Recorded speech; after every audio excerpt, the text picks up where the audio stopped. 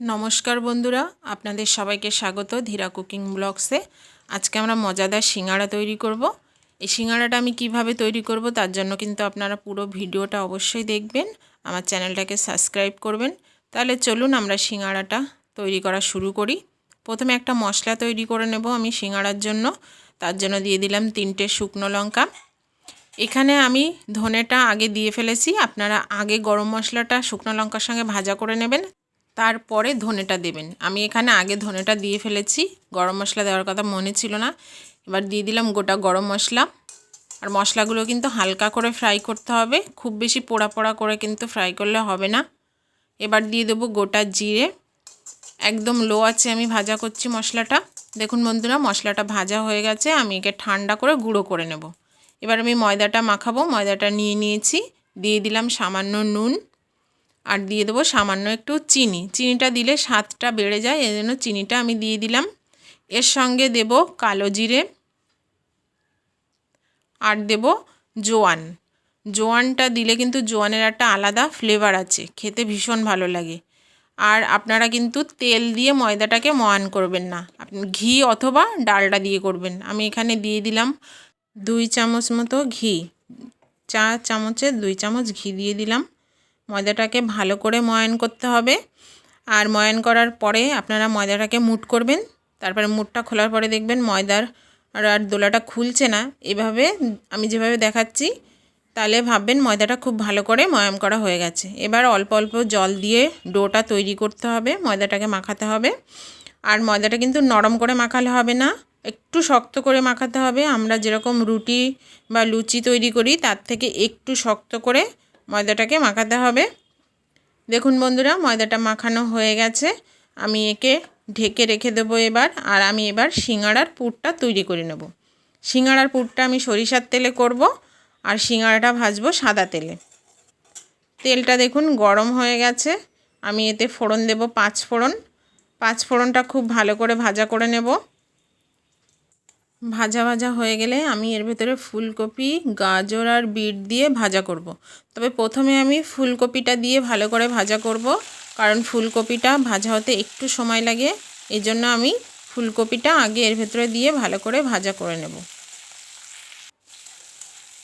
দেখুন বন্ধুরা, হালকা করে ভাজা করে নিয়েছি অনেকটাই।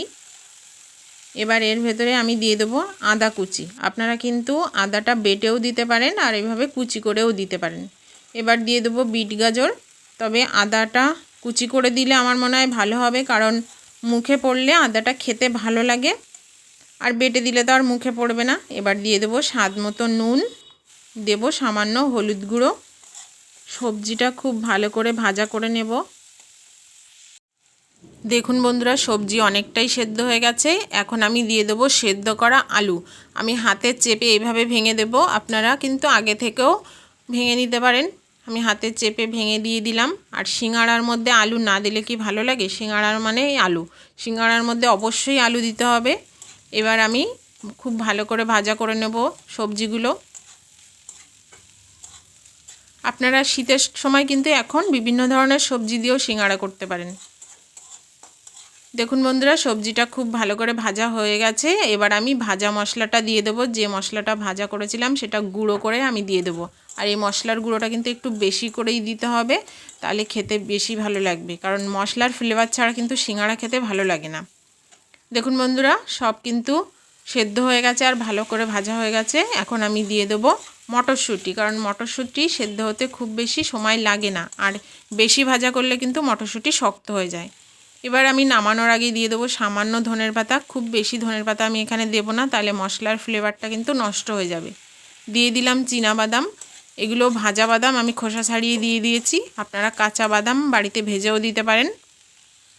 পুরটা রেডি হয়ে গেছে, নামিয়ে নিয়েছি। এবার আমি সিঙ্গাড়ার ময়দাটা ভালো করে মেখে নেব। এবার লেচি কেটে নেব। যেরকম আপনি রুটি তৈরি করেন, লেচিগুলো একটু বড় বড় করে কেটে নেব, কারণ একটা লেচিতে 2টো সিঙ্গাড়া হবে।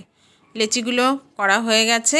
আর এখানে কিন্তু আমি রুটিটা কিন্তু গোল করে বেলবো না, একটু লম্বা করে বেলবো।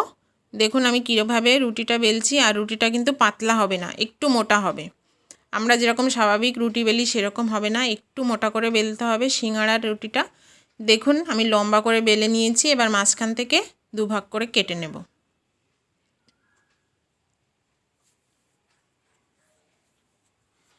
কাটার যে সাইডটা, প্লেন যে সাইডটা, ওই সাইডটাতেই জল মাখাতে হবে। আপনি জল বা তেল দুটোই মাখাতে পারেন, যেটা খুশি, যে কোনো একটা মাখাতে হবে। এই সাইডটা জল বা তেল মাখিয়ে নিলে আর খুলে যাওয়ার ভয় থাকে না। আর আপনি যদি শুধু শুধু ভাঁজ করে দেন তাহলে কিন্তু খুলে যাওয়ার ভয় থাকবে। দেখুন আমি কিভাবে ভাঁজ করে লাগিয়ে দিচ্ছি, আপনারা দেখেই বুঝতে পাচ্ছেন। আমি আরও একটা আপনাদের দেখিয়ে দেব সুন্দর করে। দেখুন এইভাবে ভাঁজ করে দিতে হবে, তাহলে খুলবে না।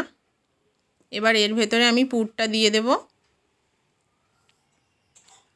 পুরটা দিয়ে একটু চেপে চেপে কিন্তু ওর ভেতরে পুরটা দিতে হবে। সিঙ্গাড়ার ভেতরে পুর বেশি না থাকলে কিন্তু খেতে ভালো লাগে না। আর বাদাম দিয়েছি যেহেতু, বাদামের টুকরোগুলো মুখে পড়লে কেমন লাগবে খেতে আপনারা বুঝতেই পাচ্ছেন। এবার সাইড দিয়ে একটু জল অথবা তেল মাখিয়ে নিতে হবে, তাহলে তেলে ভাজার সময় আর খুলে যাওয়ার ভয় থাকবে না। খুব ভালো করে চেপে লাগাতে হবে যাতে খুলে না যায়। আপনারা দেখতে পাচ্ছেন আমি কিভাবে চেপে চেপে লাগাচ্ছি। দেখুন বন্ধুরা, সিঙ্গাড়া কিন্তু বানানো হয়ে গেছে। আমি আবারও একটা আপনাদের দেখিয়ে দিচ্ছি কিভাবে করবেন। এইভাবে সুন্দর করে একটু চেপে দিতে হবে, তা না হলে কিন্তু খুলে যাবে। খুব ভালো করে চাপতে হবে। এবার পুরটা দিয়ে দেব। আমি আস্তে আস্তেই আপনাদের কিন্তু দেখিয়ে দিচ্ছি কিভাবে পুর চেপে দেবেন, কিভাবে আস্তে আস্তে সিঙ্গাড়াটা করবেন। সাইড দিয়ে জল অথবা তেল লাগাবেন আর এইভাবে সুন্দর করে চেপে চেপে ভালো করে লাগিয়ে দেবেন যাতে ভাজার সময় খুলে না যায়। তাহলে বন্ধুরা আমি সবগুলো সিঙ্গাড়া এইভাবেই বানিয়ে নেব। সবগুলো সিঙ্গাড়া আমার বানানো হয়ে গেছে, দেখুন আপনাদের দেখিয়ে দিচ্ছি। এবার আমি সাদা তেল দিয়ে দেবো। আর সাদা তেলটা কিন্তু খুব ভালো করে গরম করে নিতে হবে। আর গ্যাসটা একদম ফুল আঁচে দিয়ে সিঙ্গাড়াটা ভাজতে হবে। আপনি যদি মিডিয়াম টু লো আঁচে সিঙ্গাড়া ভাজেন তাহলে কিন্তু সিঙ্গাড়ার ওপরের ময়দাটা শক্ত হয়ে যাবে, খেতে ভালো লাগবে না। যেরকম লুচি ফুললে খেতে ভালো লাগে আর লুচি যদি না ফুলে খেতে কিন্তু ভালো লাগে না, সেরকমই সিঙ্গাড়া আপনি একদম হাই স্পিডে সিঙ্গাড়াটা ভাজবেন, তাহলে ময়দাটা ভালো করে ফুলে যাবে আর খেতেও ভালো লাগবে। শক্ত হবে না, কিন্তু ওপরের ময়দা যদি শক্ত হয়ে যায় তাহলে কিন্তু সিঙ্গাড়া খেতে ভালো লাগবে না। বারবার উল্টে দিয়ে ভাজতে হবে, তা নাহলে কিন্তু এক পাশ পুড়ে যাবে। দেখুন বন্ধুরা, সিঙ্গাড়াটা কিন্তু প্রায় ভাজা ভাজা হয়ে এসেছে। লালচে করে সিঙ্গাড়া ভাজা হয়ে গেছে। আমি এরকম লালচে থাকতে নামিয়ে দেবো, তা না হলে কিন্তু পরে আরও লালচে হয়ে যাবে, তখন পোড়া পোড়া দেখা যাবে। সিঙ্গাড়াগুলো আমি এইভাবে সব ভেজে নেব। আর কিছু সিঙ্গাড়া আছে ভেজে নেব। আমি সিঙ্গাড়া উঠিয়ে টিস্যুর ওপরে রাখবো, তাহলে এক্সট্রা তেলটা টিস্যুতে টেনে নেবে। তাহলে বন্ধুরা আপনারা বাড়িতে এইভাবে সিঙ্গাড়া তৈরি করুন আমি যেভাবে করেছি। আর আমাকে কিন্তু অবশ্যই জানাবেন কেমন লাগলো এই সিঙ্গাড়া খেতে। আর আপনারা কিন্তু আমার চ্যানেলটাকে অবশ্যই সাবস্ক্রাইব করবেন, ভিডিওগুলো বেশি বেশি করে দেখবেন, লাইক করবেন, শেয়ার করবেন, কমেন্টস করবেন আর অবশ্যই ভালো থাকবেন।